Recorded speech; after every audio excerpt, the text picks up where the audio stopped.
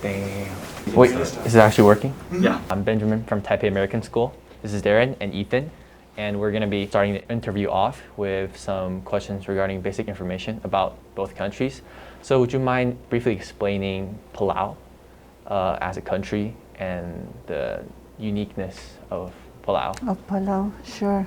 Hello everyone. Very happy and grateful for this opportunity to talk about my country, and especially to young handsome men like you guys from Taipei American School. I'm very impressed in how you set up the equipment and your cameras and even the microphones.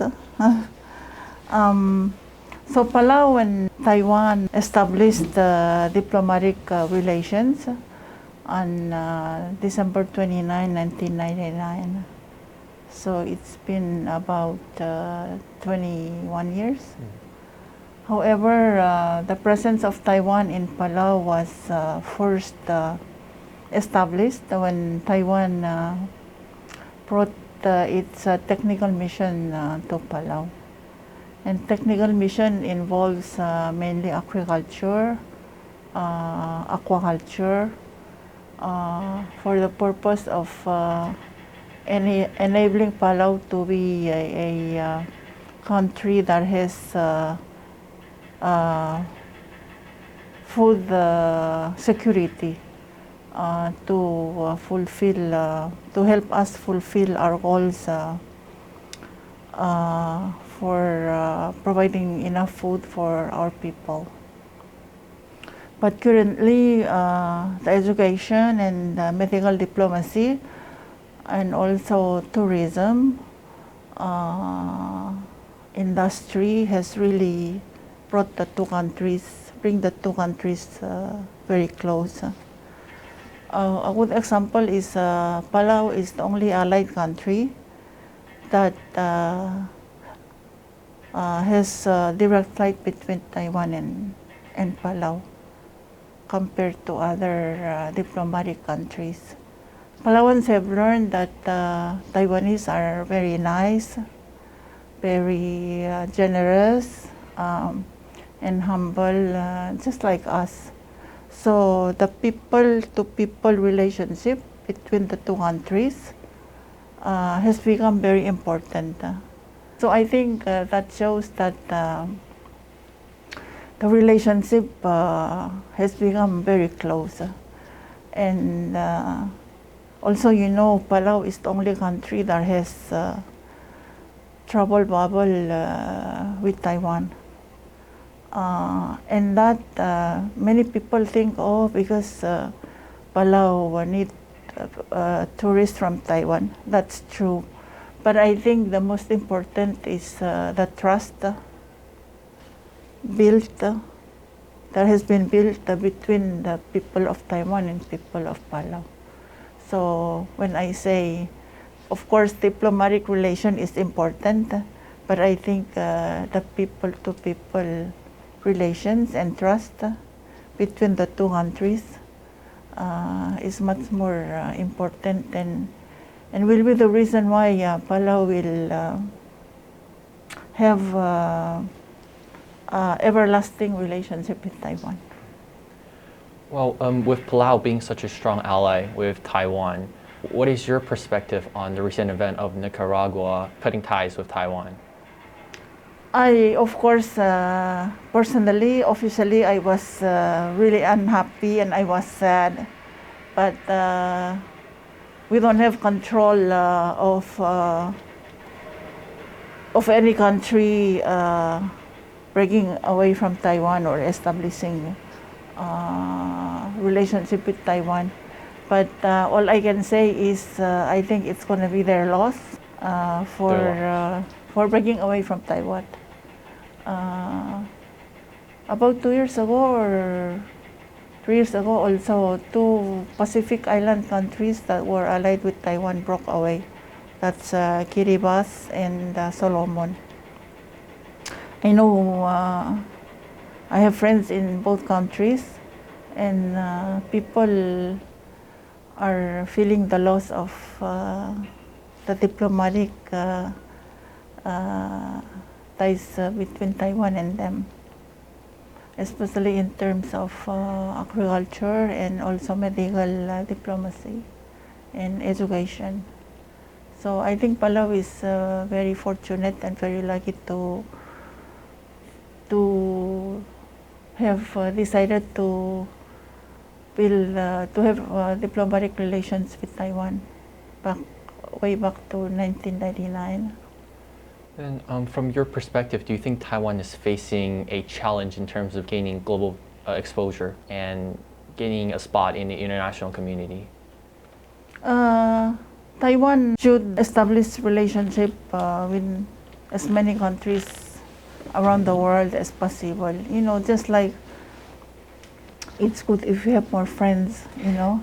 Taiwan should be more international. Like when you go to the airport or many places, I have hard time communicating with people working in the industry, like the stores or at the airport.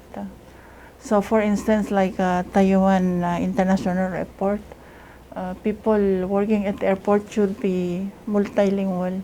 They should speak Chinese, Mandarin, but at the same time also be able to speak English and other language in order to attract more foreigners.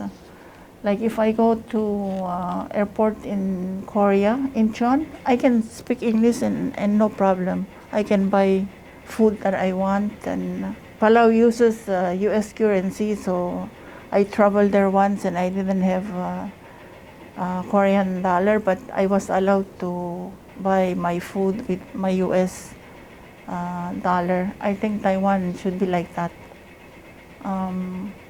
Also when like I went to Costco the other day and I bought some items and I had a hard time communicating with the salesman. And Costco is an international business, even though it was originated in US. But I think the people working there should be able to communicate with the customer like me who do not speak Chinese. But I understand that in 2030, English will be 2025 or 2030, maybe 2025. English is going to be second official language of Taiwan. Did you know that? Oh yeah. Yeah. Policy. Yeah. So right now, especially the school system is hiring many English-speaking teachers to teach in the public schools, and so that's another opportunity for Taiwan to hire foreigners.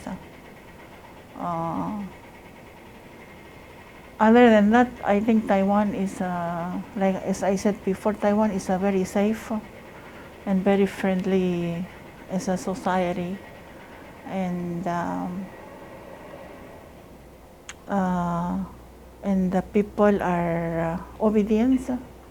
That's why during this pandemic, like you can come here and you don't get COVID. Like many people don't want to go to US now because you can get COVID anywhere. We have COVID in Palau. We were COVID-free, but just recently, Palau opened up to flights from Guam, and there's many Palauans in US and Hawaii and Guam, so they traveled to Palau and they brought COVID. So it's sad to hear that, to learn that we are no longer COVID-free, even though we're still COVID safe. But I wouldn't be surprised if Taiwan CDC stops the flight to Palau, because currently the travel bubble is still going. But once we have many cases, I think Taiwan CDC will stop the flights from going to Palau. Do Do you agree with that action? I do not support, but I think the process of visitors going to Palau from Taiwan is very strict. So since the travel bubble started on April 1st, 2020,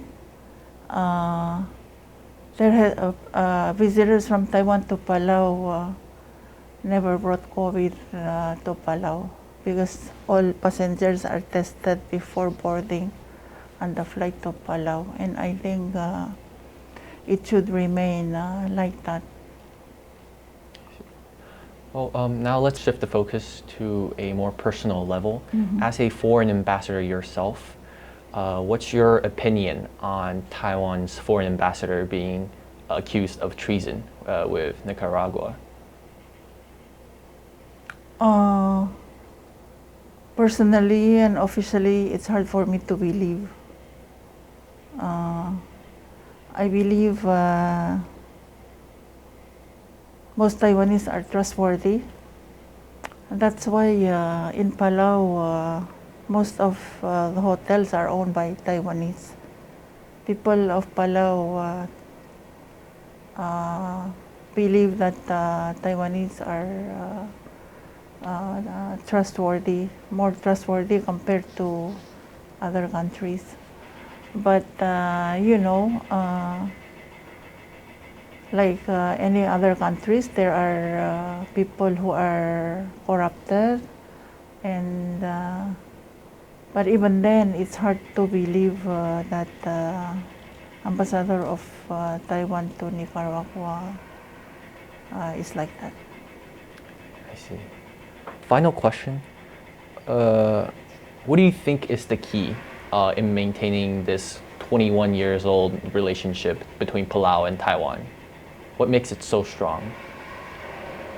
I think I truly believe that it's the trust between the leaders of Palau and leaders of Taiwan, and also the people of Palau.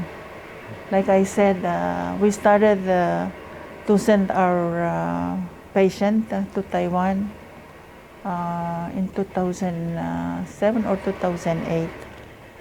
And we had only one, we started with this hospital, Chenjing Memorial Hospital, and now we have 5 hospitals, 1 in Kaohsiung and then 4 others in Taipei area. Because we have sent, I think, over 4,000 patients by now. When you think that each patient come with escort, that's like 8,000 Palauans, or some foreigners have come. But I think because of that, it's difficult for Palau to break away from Taiwan. And then also visitors from Taiwan are number 3 on the statistics of visitors to Palau. First is Japan, and then Korea, and then Taiwan. So Taiwan is very important in terms of our GDP and our economy.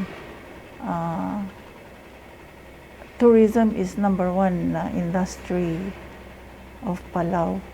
Before it was fishing, but now before pandemic it was tourism. So tourism in Palau is everyone's business.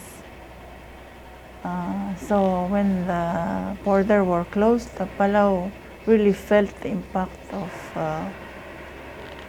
because we don't produce anything like Taiwan does. And then our fishing industry is very limited now since Palau approved the marine sanctuary. So 80% of our ocean is no take. We don't allow fishing like before. So Palau relies on tourism. That's why Taiwan is also very important. And then, like I said, it's the only country that we allow tourists from to visit Palau. I see. That'll be end of the interview. Thank you. Thank you so much.